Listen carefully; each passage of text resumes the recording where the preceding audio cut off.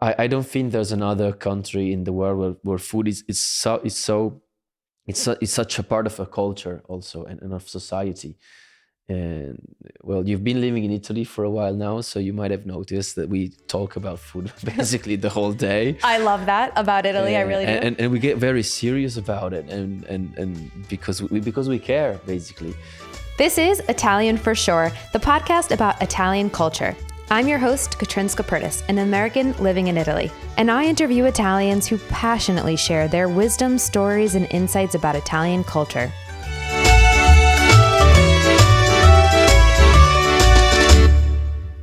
Hi, Marco. Thank you for joining Italian for Sure. Thank you. Thank you for inviting me. Yeah, absolutely. I'd love for you to tell our listeners who you are and just introduce yourself a little bit and also maybe explain where we are today. Of course.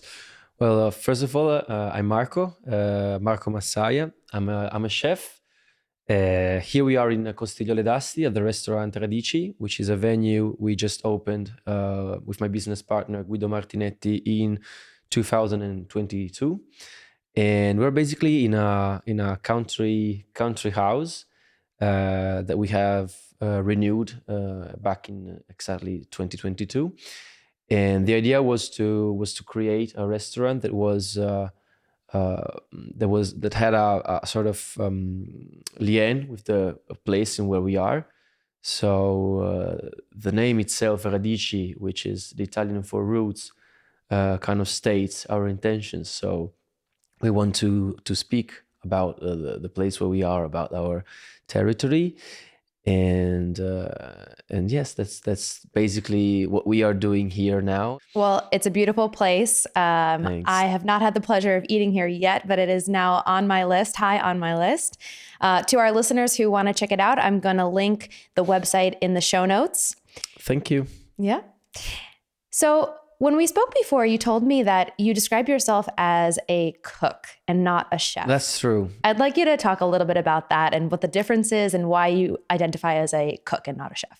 Well, it's basically because I still work a lot in the kitchen, and that might not make a lot of sense to the listeners, because everyone thinks about chefs as people who actually are actively working in the kitchen, but most of the times, when you reach the level of a chef, you spend more time in office rather than in the kitchen. But I still love being in the kitchen and cooking and working with my hands, basically, which was the real reason why I started to work in the kitchen. So have the chance to transform produces and to actively work in the kitchen. So that's why I define myself as a cook rather than a chef, because I still cook a lot, and I love to spend my time in the kitchen rather than in the office, which of course you need to do, but it's a different approach to the same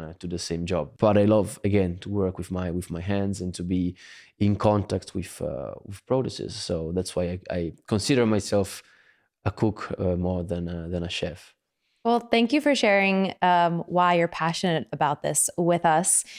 So could you tell us, where in Italy are you from? I'm from Turin, so just a few kilometers away from where we are now. And I was born in Turin, I was raised in Turin, and I still live in Turin with my wife. I left Turin when I was 24, just to travel around, and again, that's one of the reasons why I chose to be a cook, because basically it's a job that allows you to travel the world, because everyone, it's a sort of universal language working in the kitchen. So you can go basically anywhere, and it's a passport. So you can find work. I did find work, for example, in Australia, where I stayed for 2 years, and I had the chance to work in Shanghai. Without knowing the language, of course. So I speak no Chinese, but still I was able to settle there for a while and to work. And that's one of the reasons why I was so fascinated by working in the kitchen, because it's really a universal language, and it helps a lot to discover new cultures and to feel comfortable living abroad.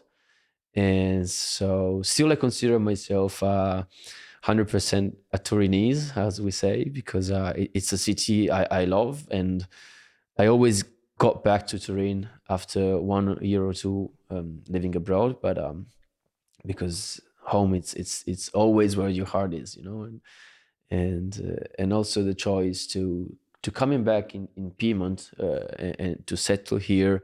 It's due to my love for the city of Turin, which still is very, very strong. That's beautiful.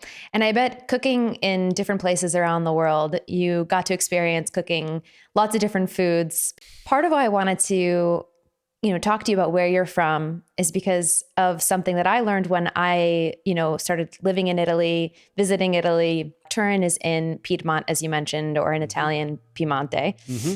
And there are 20 regions in Italy, correct? It's correct. And within these 20 regions, I've learned that the food differs a lot. The food is completely Deeply. Different. Absolutely. Can you talk a little bit about that and how the food, is different around the different regions in Italy? Well, of course, yes. We basically have different influences from foreign countries, because Italy has a long history of foreign conquerors, and so, for example, we're in Piemonte, as you mentioned, which is in the northwest of the country.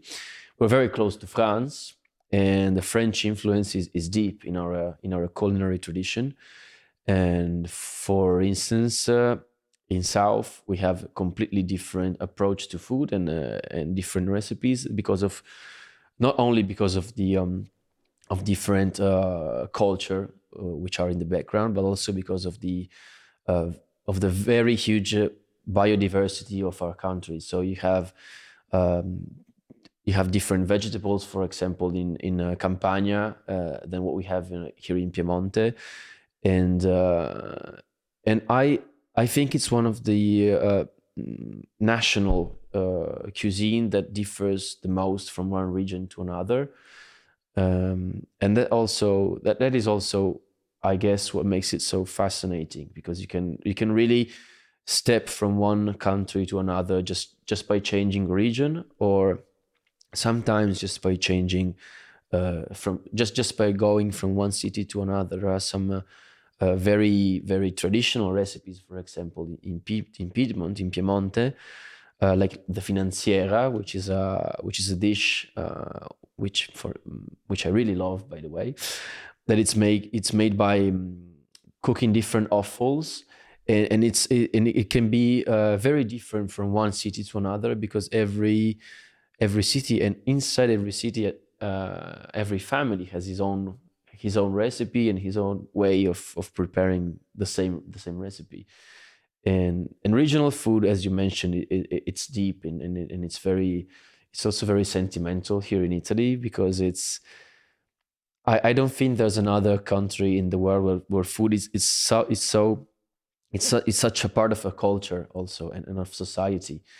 And well, you've been living in Italy for a while now, so you might have noticed that we talk about food basically the whole day. I love that about Italy. I really do. And we get very serious about it, and because we care, basically. And the love for food is really something we feel in Italy. You can relate to people just using food as a chain, and that makes it really special. That's beautiful. So I'm sure we have a lot of what we call Italian Americans in America. Yeah, of course. Yeah. But even to this day, even if your grandparent was originally from Italy, many feel that they hold on to some Italian traditions and some pieces of the Italian culture. Some of that has changed along the way. And so now I think many people know that there are foods that are really Italian American foods. They're not necessarily Italian foods, meaning you won't find it actually in Italy. Yeah. And it's an interesting concept, because as an American, I'm more aware of it now as an American living in Italy. Mm-hmm. When I hear people talk about their trips to, I don't know, let's say Florence or Venice, and talk about the cannoli that they had. And I'm hyper aware that cannoli are actually from Sicily, and so if you want to have a cannoli, you should go to Sicily. Or if you want a pizza, you should go to Naples. Or if you want, I'm trying to think of another, really great meatballs, maybe you want to go to Rome. But for us in America, very often these foods are just considered Italian, quote unquote. And so learning about the different regions and how the food differs was such an interesting concept to me when I moved here. Can you tell us, what would you find on a typical Piemonte menu? Well, Piemonte, I think it's one of the regions, of course, I know the most, because I live here, and of course I eat a lot in here. And one of the peculiarities of Piemonte is that traditional menus are very much the same from one place to another, with very little differences. So you usually find insalata russa, which is not a Russian salad actually, but it's typical Piedmontese. I have no idea why the name is that one, but it's basically a salad made by very rapidly boiled vegetables mixed up with homemade mayonnaise. Then you always find vitello tonnato, which is very close to a roast beef actually. People will hate me for saying this, but that helps to define it, and so it's basically a roast cooked rare to medium rare, usually, with dressed with a sauce made with tuna, eggs, anchovies, capers. That's the usual recipe. Then again, you can find different interpretation of the same, but in a true Piedmontese osteria, you will always find vitello tonnato. I love vitello tonnato. It's so nice. It's so great. If you had explained it to me, I mean, I'm going to imagine there are some listeners listening and going, I don't know, what'd you say, a roast beef and tuna and anchovies. I'm not sure, but without actually hearing the ingredients, and just close your eyes, just try it. It is so good. It works. That's true. And but nowadays it is so common to find it everywhere around Piedmont, and it's one of the most loved dishes for sure. And then you will always find agnolotti, which is a traditional dish in Piedmont, and it's basically, we probably call them ravioli in the US or in most countries. When the filling is made by meat, the raviolo is called agnolotto. And in Piedmont, because we have a lot of tradition of raising cattle, so meat is very big in Piedmont rather than other regions. And so agnolotti del Plin is a particular kind of agnolotto we have here in Piedmont. They're very small, and del Plin, it's a name given by the pinch you give to the agnolotto to close them. And they're actually beautiful. There's nothing to say about them. I ate them last night. Did you? I did. And every time, I live in Milan, every time we come back to Turin, which is where my fiance is from, I love eating the traditional foods from this region. I have no problem every night having vitello tonnato, carne cruda, agnolotti. But that's because it's so comfortable. It's comfort food at its best. And it's really delicious. It really is. Delicious. Yeah. So can you talk about, we talk about a traditional menu of different restaurants around Piemonte.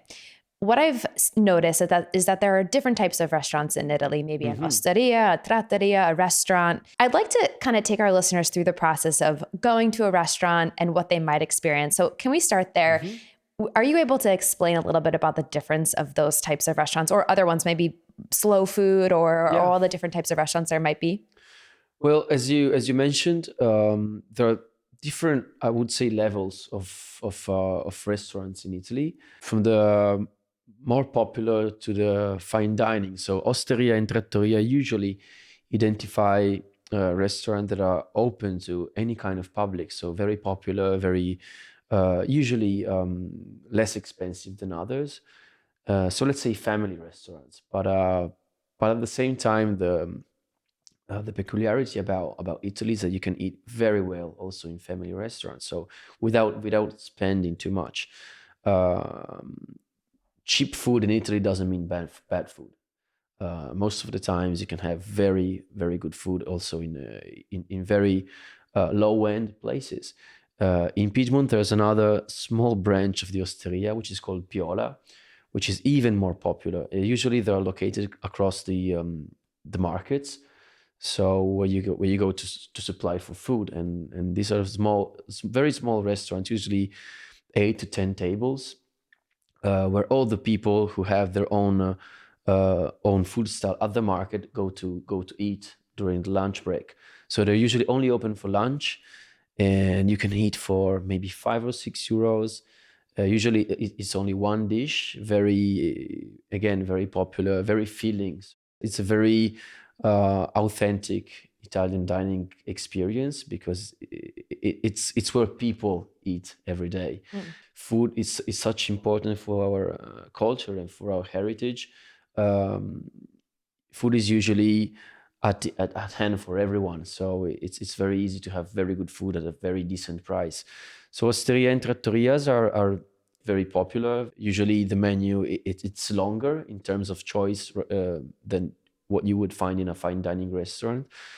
So you might find this like 20 to 25 different dishes, which is a long list actually to choose from. The characteristic of this restaurant is that food is very simple usually, and made just by fresh ingredients. So dishes are made out of 2 or 3 ingredients, again usually very fresh, and express cuisine. So nothing is frozen, nothing is being prepared before.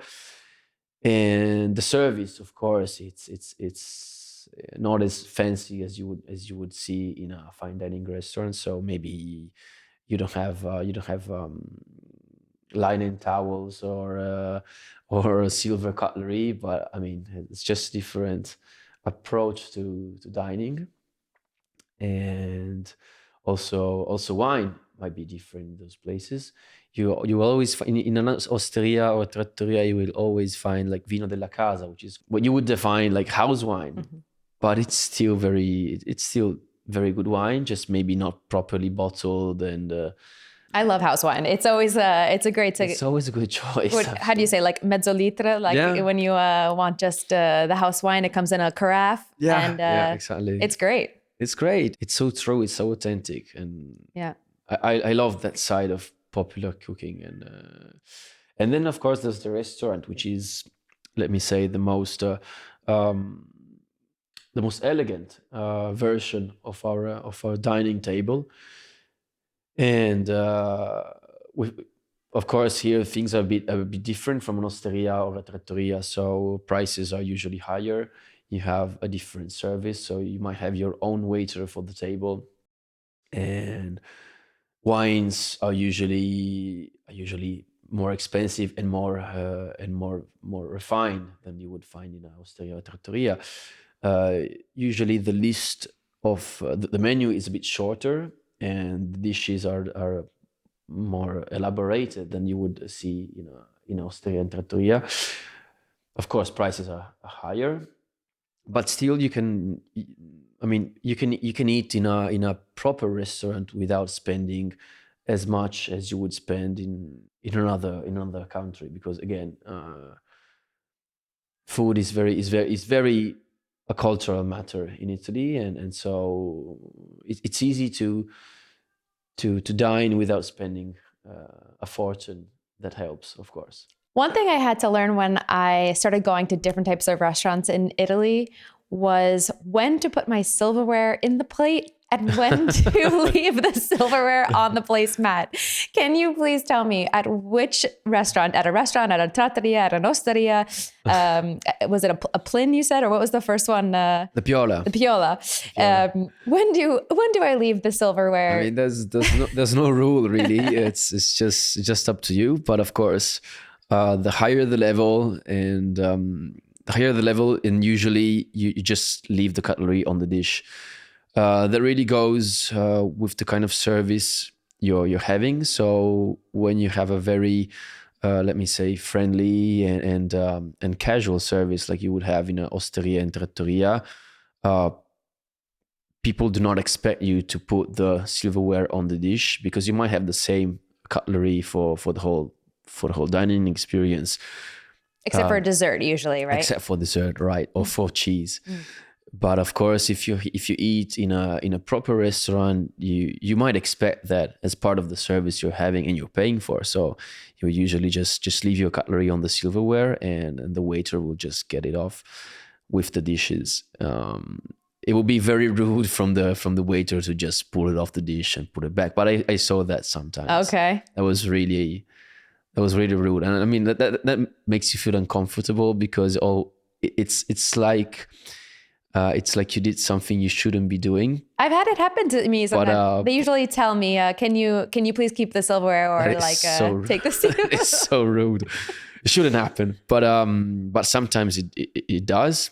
But in a restaurant, that shouldn't be happening. The silverware in the U.S. typically always goes on the plate. Yeah. But we don't have as many courses, I guess, I would say. I mean, it really depends. Another thing that was a cultural difference for me was bread. Having not been to Italy until a few years ago, I thought of Italian restaurants as, a little plate with some olive oil and the bread plate. When I went to restaurants here, they're very often, and let me just, for the audience's sake and also for yours, I love going to trattorias, or trattoria, I guess, plural in Italian.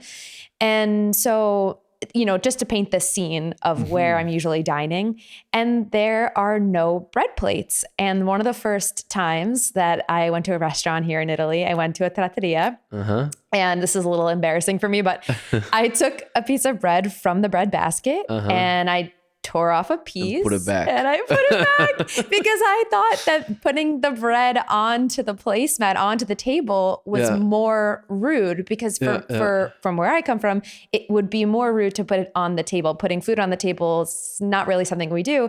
Whereas now I've learned it's completely normal. You take the bread, you could put it on your placemat and keep it there for the rest of the meal if you want to and have it, little by little. But then again, it's very different from one kind of restaurant to another. You rightfully mentioned the trattoria, because service there is usually very, very casual, very, very laid back. So yeah, people can easily just leave their own slice of bread in front of them on the table. Usually a restaurant will give you a bread plate.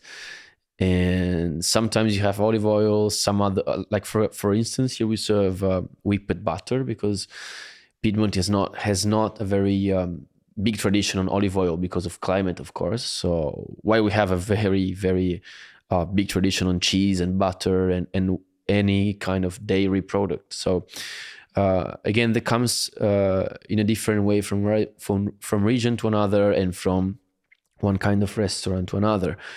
And I understand it's not always easy to have the intuition of which the unwritten rules are in every environment, because for us it's just it's part of our heritage, so it's natural. But for foreigners it might not be that natural. But one thing I can say is that people in Italy, while they're eating, are very, very laid back and easy. So nobody will ever judge you if you do something that maybe it's not correct, let me say it that way. As long as you act natural and as long as you feel like you're having a good time, that's what Italian people really like to see when you're having dinner or lunch with someone. So just act natural, and nobody will ever make you feel uncomfortable. I've noticed that Italian people are very kind, especially, if they see that you're being respectful. Yeah. That's really the base of what matters. Of course, you're not expected to know all about Italian culture as a foreigner. Are you able to explain a little bit about, when you go to, let's say, a trattoria, typically the waiter comes up to the table asking you if you want still or sparkling water, then the bread comes. Can you talk a little bit about how the bread may differ depending on what region you're in? It changes region to region, right? In Liguria, you might find focaccia, and in Piedmont, you have the grissini, which is the breadsticks. Yeah, and it's very different from one region to another. And for example, breadsticks are typical of Piedmont. I think they were actually created in Turin. I think so. That statement just defines all Italians, by the way. I love that because you're from Turin, and there's There's this like unspoken battle between regions. Like, Yeah, oh no, of I think Turin created the breadsticks. But what you say is absolutely true. But that's because of pride. So we're very proud of what we do, and of course there's a bit of clash between one place to another to say we did that before, and we created that, and that's part of our culture, because Italian people since the Middle Ages, since the era of the Comuni, always used to fight each other, really. So that's a thing. That's a cultural thing, really. So let's go back. So we're at the restaurant. Let's pretend it's a trattoria. Yeah. We know that maybe at a trattoria we leave the cutlery on the placemat. Yeah. For in between each course. We have maybe it's still water or naturale water. Yeah. And we have the bread. And if we're in Piemonte, we have the grissini, we have the breadsticks. Yeah. And now we have the menu. One thing as an American that I notice is the detail of the ingredients and describing where those ingredients come from on a menu. For example, just last night I was at a restaurant in Piemonte, and it described hazelnuts. So for our listeners, nocciola. Nocciola, and it's a nocciola Piemonte EGP, or in English IGP. And every single ingredient goes into this detail of not just what it is, so it's hazelnuts, but where it comes from. If there's some sort of protection around the area of where that ingredient comes from. Also with the beef, the specific beef of Piemonte, Fassona. Can you talk a little bit about that, specifically as it relates to Piemonte, and then kind of in general, and why it's maybe important to Italian culture to go into those details of where the food is coming from? Well, that's because we have a very deep tradition in making food, and in farming, and in raising cattle, for example. And in a globalized world, we have to work more on the quality rather than the amount of what we produce. So let's say nocciole in Piemonte, hazelnuts in Piemonte are very common. It's one of the most traditional products we have, hazelnuts, with the indication EGP or DOC for wines, because that is a sort of certificate of quality of what you're having. And it states that somehow the food you're buying and the food you're eating, it's made within certain standards. And that's one thing we care a lot, because after all, it's a small country. And biodiversity, it's a big thing, because we have very different climate from north to south. And we have a huge amount of different varieties of the same food, for example. And as a cook and as a restaurateur, I care about telling people where the food they're eating comes from, because that makes part of the experience they're having. And that somehow it's a statement of how we work and of the care we have in choosing the partners we work with. And for example, we have in Radici, in our restaurant, we have 8 different suppliers just for meat. Wow. So, and they're all very small breeders, and we know them personally. We went to their farms, and we had the chance to know them and to see how they work, and that is a very close approach to food that we as Italians like to have, because again, it's a way of being respectful to what nature gave us, which is an extraordinary land with such a huge amount of different varieties of food. Because Italy is not a big producer in terms of volumes, but is a very high quality producer. We try to defend the quality of what we do in that way. So stating that, for example, the meat we are serving is Fassona, and not only is Fassona, but it's Fassona Coalvi, which means that it comes from a certain area of Piedmont. So everything helps to be more conscious and more aware of what you're eating, which is a very serious thing actually for us.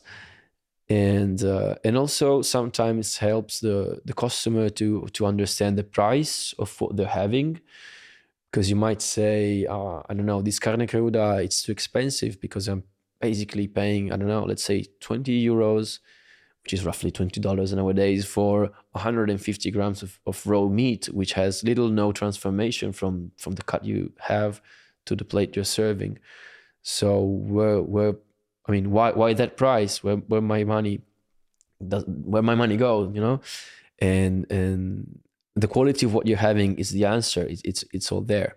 The quality of the fassona, the beef that I've had, I've never, knock on wood, I've never gotten sick.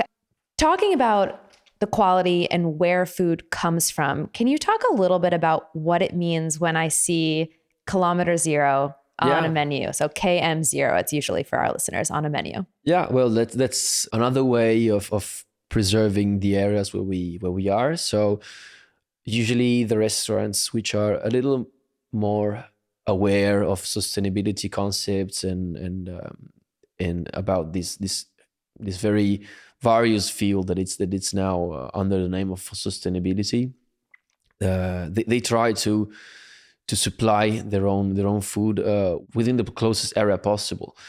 It's a synonymous of freshness, basically, because the closer the product, the less it needs to travel to get in your hands. So if you buy something that has been farmed just 20 kilometers away from you, it's basically being shipped in the same day that it's been taken away from the field. So that means eating fresher. That means you usually use also less gasoline to move the food from when it's farmed or harvested until the place where it's transformed. So a lot of places now actually try to reach and to build their supply chain as close as possible.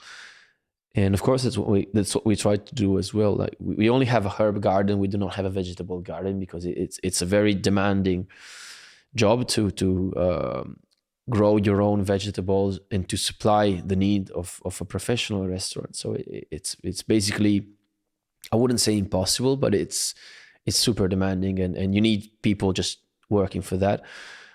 But we try to do that in another way. So we have small producers usually working within the bio certificate, so not using any pesticide or working with awareness, basically. And that's again part of our culture, because if you speak to people, especially here in the countryside, most of them have their own small garden and they grow their own vegetables, and they might have like their own chooks where they get their eggs from.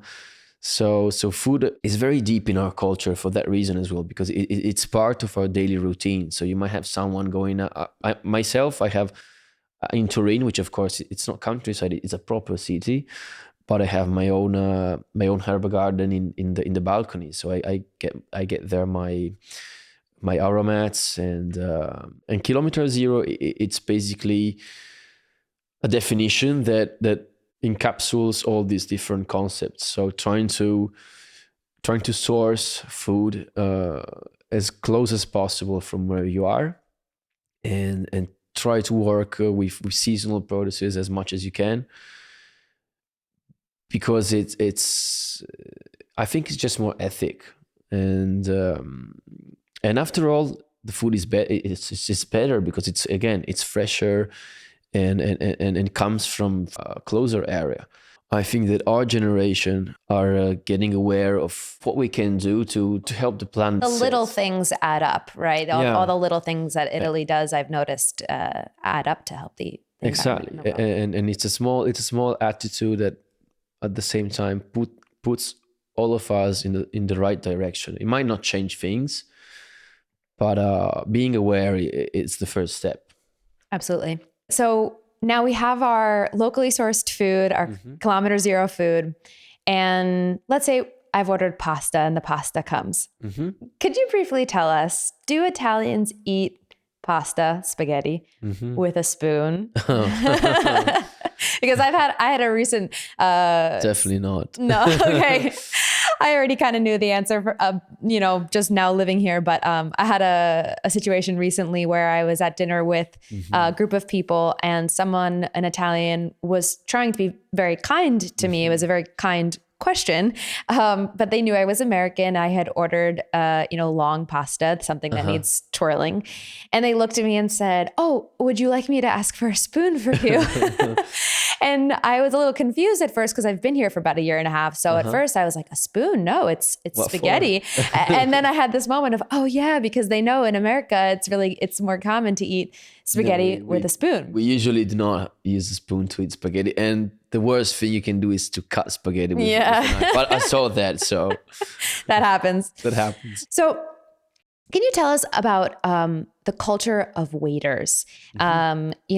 I don't know if it differs across different types of restaurants. For example, like we talked about an osteria, trattoria, or what we would call restaurant. I know that's a little confusing to an American because a restaurant is just a place where you go to eat food outside of your home. And so we don't have, it's kind of the general umbrella word. And then maybe we have some distinctions kind of underneath this umbrella word. But to an Italian, a restaurant is different than a trattoria than to an osteria. I think a restaurant identifies a sort of fine dining venue in Italy. Oh, that's a good way to put it. So can you tell me a little bit about the culture of waiters? So in America, typically a waiter not only just takes your order, but they come over many times while you're eating, maybe even when you have a cheek full of food and they ask you, is everything all right? Can I get you anything? Do you need anything? And in Italy, I've noticed that they don't do that at all. And I've heard the explanation for why that is. I'd like to hear it from you for our listeners. Well, I think it's, as you say, usually waiters in Italy are not as pushing as in the US. So they kind of stay behind the curtains. So because that's again probably part of our culture, and because dining is an intimate moment to people, and probably I would feel a bit embarrassed to have the waiter showing up every 5 minutes to ask something. And so usually waiters are more, they just try to make sure nothing is missing from your table, and of course try to do their job. So try to make sure you have all you need. But there's no really need to have a constant pressure on you, and that's also maybe because there's not the tipping culture here in Italy.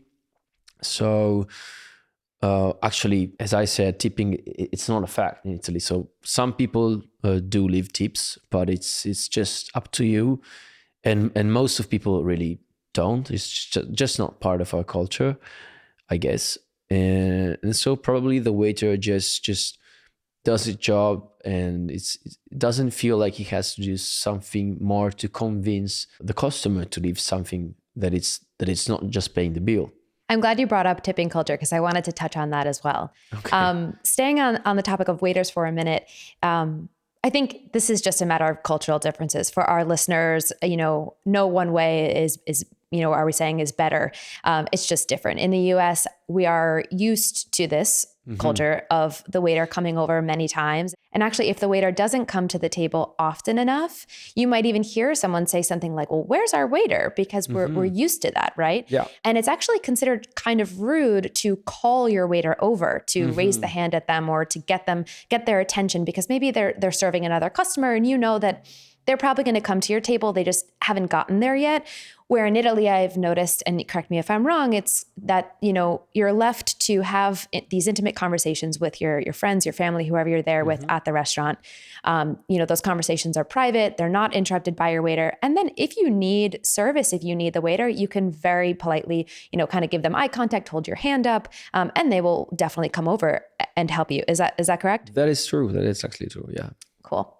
And then the tipping culture. So this is something as an American that I actually prefer the Italian way. It's a preference. I prefer no tipping. I get kind of mixed reactions to that because to some, people who maybe work in an industry where they would be the one that is tipped. I'd like to hear their thoughts on that, meaning I would like to hear your thoughts on that.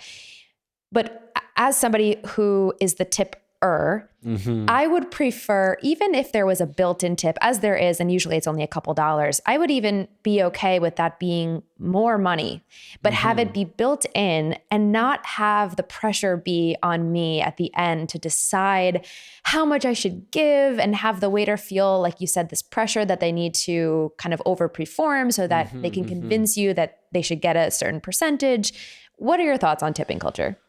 Well, I agree with what you said. I think it should be completely left to the freedom of choice of the customer. So, well, basically, I think you should tip if your experience was really over the average. So if you had a very nice experience and if you really felt looked after, but without being oppressed by the waiter, and if the service overall was very well performed, I would tip. But feeling like it's a duty, I think it's incorrect, because you already pay the service the waiter is giving to you in the bill. Because when you decide to put some price on your food and on the overall experience you're having at the restaurant, of course that price includes the salary of the waiter, and within the salary there's a tipping as well. So I think it should be something really left to the freedom of choice of the customer, and at the same time, because it's not a cultural thing here in Italy, it's very hard to find someone who gives a tip for an average service, because it really needs to stand up. Right, which is much different in the US. It's an expected thing. So no matter where you go, you can get a coffee and it's immediately they'll show options for, what percentage of tip you want to leave, because it's an expected thing. And that's not, again, putting anything down. It's just built into our culture. And actually it's even we can go on and on about this, but it's even part of how waiters at restaurants get paid. So as far as I know, and I haven't worked in that industry, but from friends that have told me, you can actually get paid less than minimum wage because they know that you'll kind of make it back in the tips. So it's part of the paying process. But as somebody who's on the side of just giving, in Italy, I do feel, like you said, it's actually more of a choice. If I do feel that the service was exceptional and I want to actually give a tip, I most certainly can, but it is absolutely not expected. Absolutely not. And it's usually a very low percentage on the average bill. I would say you pay, let's say, 200 euros for two people having dinner. You might leave maybe 10 to 20 euros as tip. And that's considered a good tip. So it's just not due. So if you want to, you give it, but it's not something you would expect as a waiter to receive. So it's really something more than what you usually have. So let's close out this dining experience. So we kind of skipped over it with tipping. Paying the bill. So something that I've noticed as an American that was different than what I'm used to is going up to a cash register to pay the bill, instead of, say, the waiter bringing the bill to the table. In the US, the waiter comes over, they ask if you're ready to receive the bill, they bring over the bill, they'll kind of leave you with it for a minute. Maybe you'll put the cash or the credit card with it. They'll come over, they'll collect it, they'll take it away, then they'll bring you back the change or a receipt to sign. It's a whole thing. In Italy, often when especially me, I go, like I said, to trattoria a lot. I get up, I take my, if there is something sometimes at the table, like a piece of paper that explains what table you sat at, or I go up and they kind of know, oh, where did you sit? Maybe you even, my favorite part in Italy is when you actually tell them at the cash register what you got. So like, I got a coffee and a croissant and, and I love that trust. But can you explain that process just as an Italian, how that works at restaurants where you do actually pay at a cash register? Well, it's really, as you said, there's no rules about it. I mean, there's people who feel more comfortable in just going to the cash register themselves, especially when you're having guests. So if let's say I'm having dinner with my fiance or with my wife, and I don't want her to see how much I'm paying for. So I just stand up, go to the cash register, and pay. So I think it's just more elegant. So she doesn't know how much I'm paying for the whole dinner. And some other people just I don't know, just feel probably more comfortable in moving up themselves and going to the cash register and paying. In most restaurants in Italy, and correct me if I'm wrong, they would never just come over with a bill and put it on the table. That would be kind of very rude. Yeah, okay. Kind of rude. Yeah, you usually as a customer ask for the bill, and then the bill comes to the table. Then you can pay at the table or just get up and go to the cash register. But yeah, usually you would find a bit rude to see the waiter just coming with the bill without you asking for it, because I think the interpretation you would give is the pushing me out. Yeah, exactly. So.